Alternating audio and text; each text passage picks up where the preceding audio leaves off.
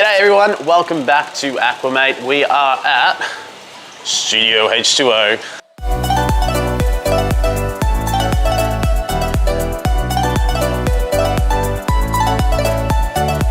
Getting into a little bit more trouble with Boaz and Alvin. How are you? Good.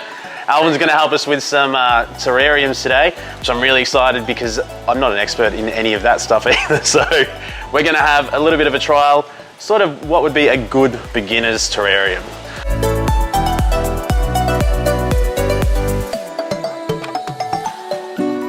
Over here, Boaz, you know that guy. But if you're new to the channel, make sure that you subscribe if you're into this sort of thing. Let's get stuck in. Let's go see what Alvin's going to set up for us.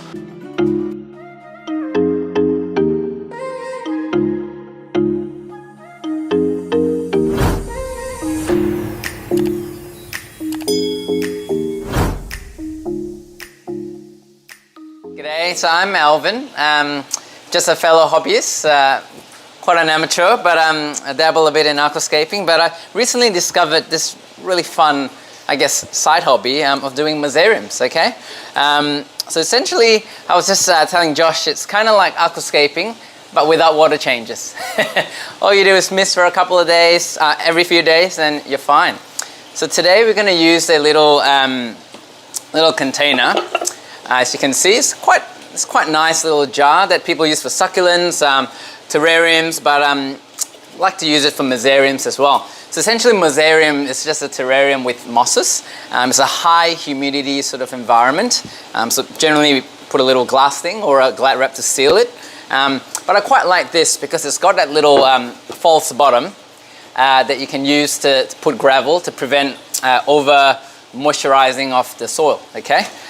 So I'll just talk a bit about what we're gonna put in here, I guess. But first and foremost, I'd like to introduce you to the mosses, which is the main player of the Mossarium. Yeah, so this is, I don't know all their names, there's different varieties here, but these are actually all locally sort of sourced from the Dandenongs actually. What a wonderful world.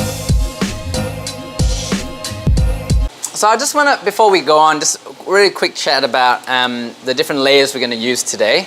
And I've got all my sort of hardscape substrate here. So with Mossariums, the main thing is it's going to be in an enclosed ecosystem, so a terrarium as such. So really we don't have to do too much to it in terms of maintenance apart from trimming. We want to create a natural climate, if you like. So we need to have the different layers for that, trying to simulate Mother Nature, I guess. So the first layer at the bottom, we're going to put a bit of gravel or a bit of pebbles really, which is here. Really to allow water to accumulate because water goes down with gravity and that's where it's going to stay. And the main thing is that we don't want the soil, which is going to be the layer above that, to be too moist because that'll cause rotting of the mosses, okay? So pebbles there.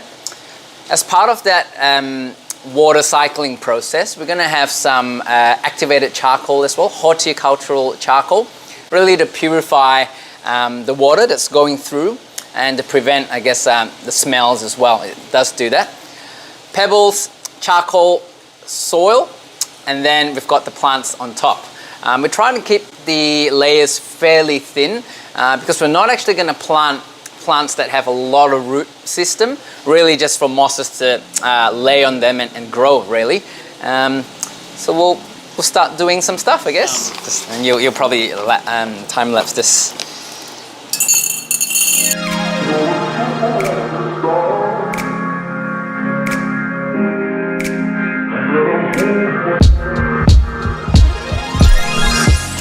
Then we're going to use some horticultural charcoal, which is literally just from the barbecue. So you got to realize, somebody told me, just get it from the barbie, it's free. Okay. Yeah. If you use some sort of wood to start the charcoal, and really just sprinkle some, just to help clean the water really as it goes down. Yeah, it removes the smell as well, I found. Yeah. Because I had two setups that I did sort of in tandem just to try, and one actually has a bit of an odd smell, and I'm like, the charcoal works. Yeah, alrighty, that's all really. Then, one thing good about the succulent cacti mix is that there's lots of a bit of perlite in it, which is the white stuff. And that actually helps with the drainage a little bit, yeah, because cacti, they don't really like too moist an environment because they live in the desert. Yeah, so that's why this is a pretty good mix to use for Mossariums, I mean. Alrighty, so hopefully we don't make too much of a mess.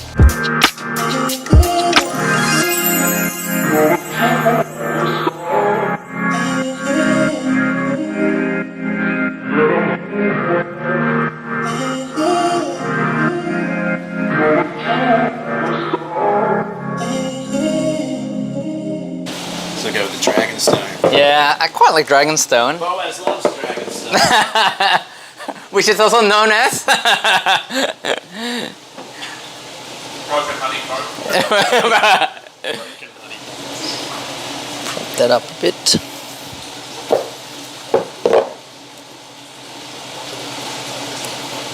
And maybe a bit of a sandy beach in the front. Yeah.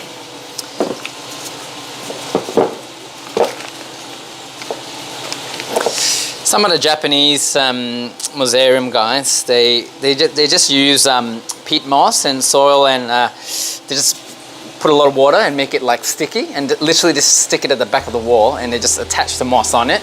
And it just yeah, it just grows like that. But our local mosses doesn't have much of a root system or much of a sort of a stem, so it's hard to attach them. Because I'll show you in a bit. They're a bit more, you just plop them on. They can't stay vertical, unfortunately. Yeah, so that way wouldn't work too well.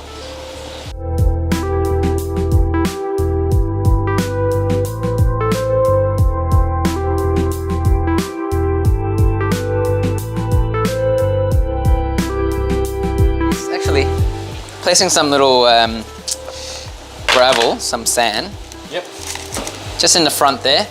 And we'll see if we can make a little perhaps a little path, and then cover it with the mosses. The good thing with mosses is that, you know, you can actually shape the path that you want with the mosses in some ways, but sometimes it doesn't always work. So we'll play it by ear.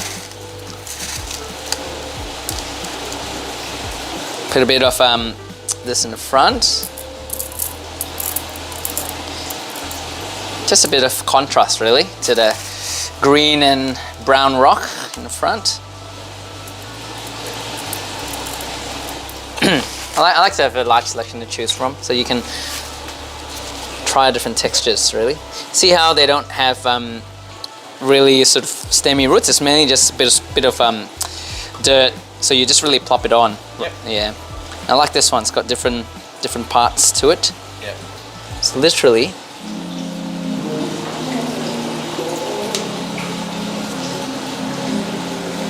just pressing it down.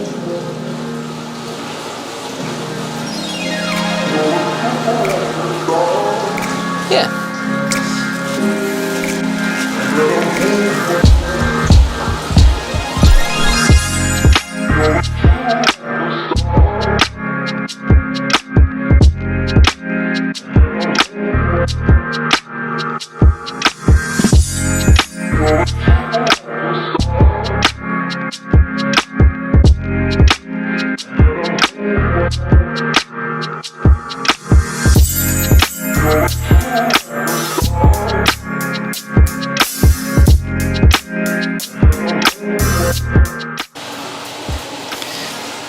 And one thing to know about mosses as well, they don't actually need the substrate to grow. They get their nutrients from the leaf, from the green.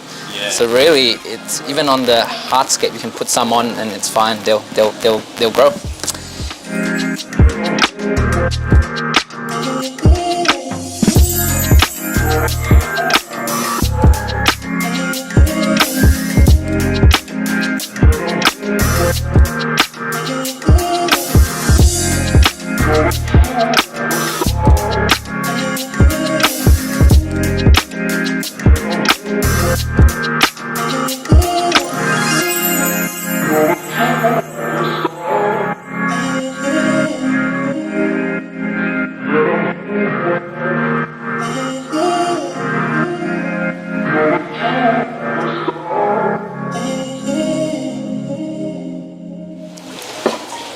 This thing looks awesome.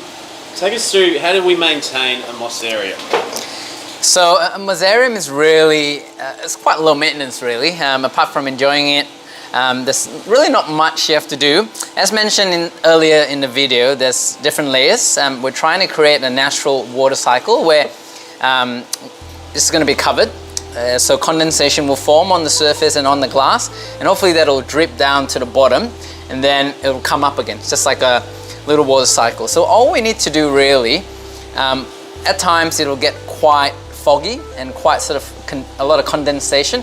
All we need to do is every 2 to 3 days remove whatever lid you've got, a Glad wrap, whatever.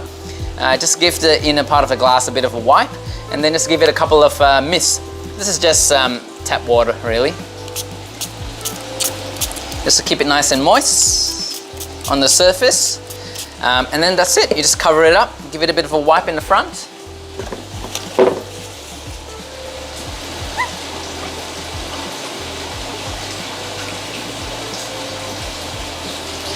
And that's all you do. Cover it up, and it'll grow.